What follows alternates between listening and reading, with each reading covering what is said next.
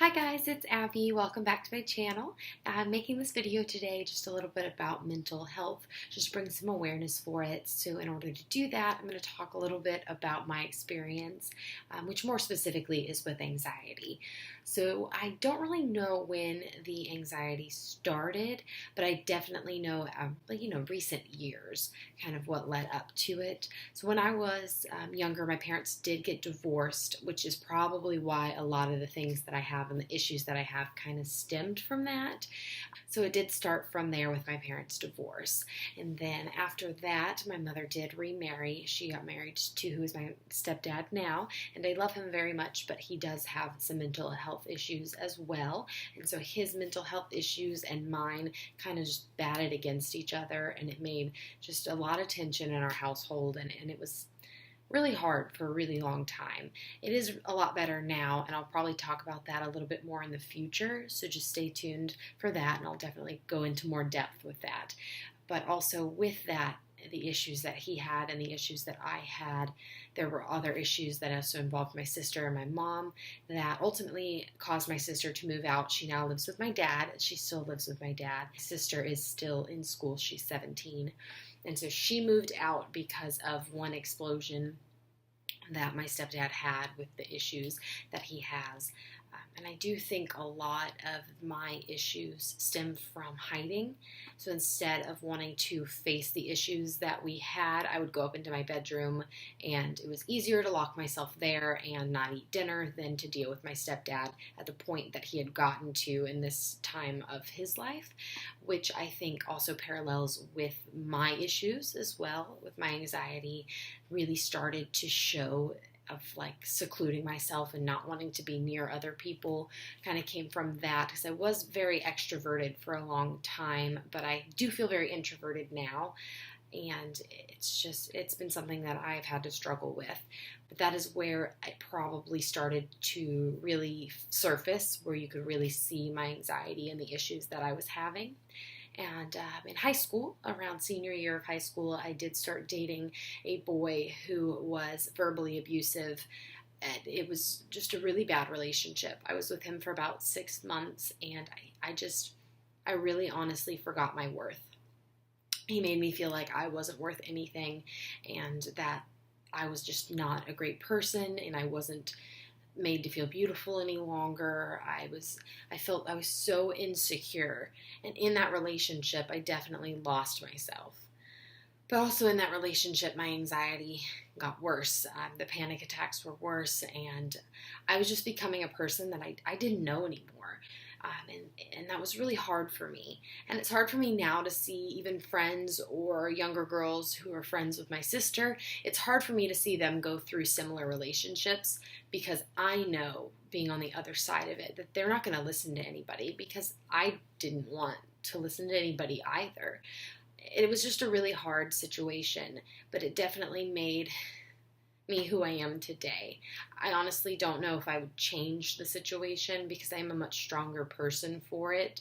It's one of those situations where, being on the other side, I'm glad that I'm here, and I'm glad that I have the life experience that I have, so that I can help other people in turn. And I hope that's something that I'm able to do in the future to help others because of what I've been through. So it's really something that I'm very passionate about. And on the other end of my anxiety, after getting out of that relationship, and I did start dating the man I'm now married to, there were a lot of things that I realized I needed to fix and needed to change. So there are a lot of things where I would make excuses for myself for not wanting to hang out with people or do certain things. And I've come to realize that I have to fight my anxiety. I'm doing a book right now that's teaching me a different approach to my anxiety, and that is, instead of what cognitive behavioral therapy does, of trying to tell you that the way of thinking in your brain, it's wrong. And instead of doing that, it is more actually accepting that anxiety is a part of you and it's not going to go anywhere. But just because it's not going anywhere doesn't mean it can control you. So accepting that it is part of who you are, and going forward knowing that it's not going anywhere, but you are stronger than your anxiety. So for me, that's something that's really important that I use to know that there's a light at the end of the tunnel. I am going to get out on the other side of this. And even though every day I still feel anxious and there are times where I still want to revert back to past behaviors and coping mechanisms, I know it's really important for myself and for my own sanity to move forward day by day and to know that it's part of who I am. But just because it's part of who I am does not mean I have an excuse to get away with not doing certain things, or not growing up and calling the pizza place when I'm afraid to, or getting gas pumped into the car, or driving, or going to the airport by myself. Those are things that as an adult I have to do them. But even though I have to, that doesn't mean I have to allow my anxiety to take over to the point where I can't do the things that I need to do day to day. So I've definitely been through a lot in my life. I know some people might say it wasn't that much. I mean, everyone's parents are divorced nowadays. But for me, it was a lot of work.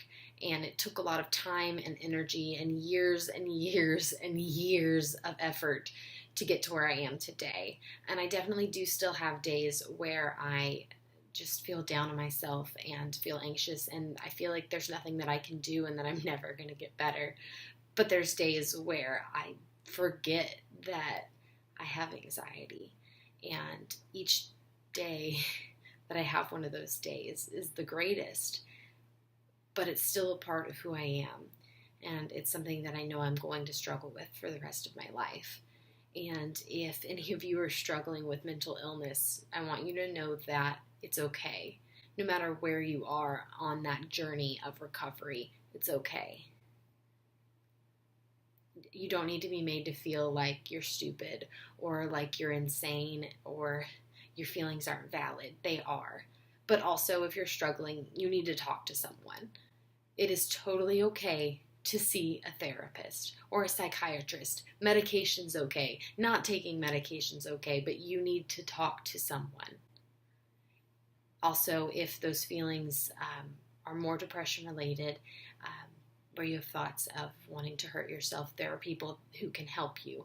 In the description of this video, I'm going to make sure that I link to the suicide hotline as well as some other online resources to help you get help, because you need to know that there is a light at the end of the tunnel. There's so much more to life than what is going on right now.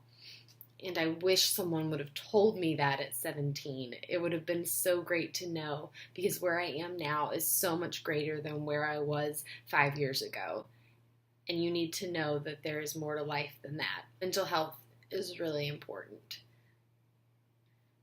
So that was a really serious video. I realize that it was, but I wanted to open up the conversation about mental illness, and if you have anything that you're struggling with that you want to talk to me about in the description, in my comments, go right ahead, and I will see you guys next time. Bye!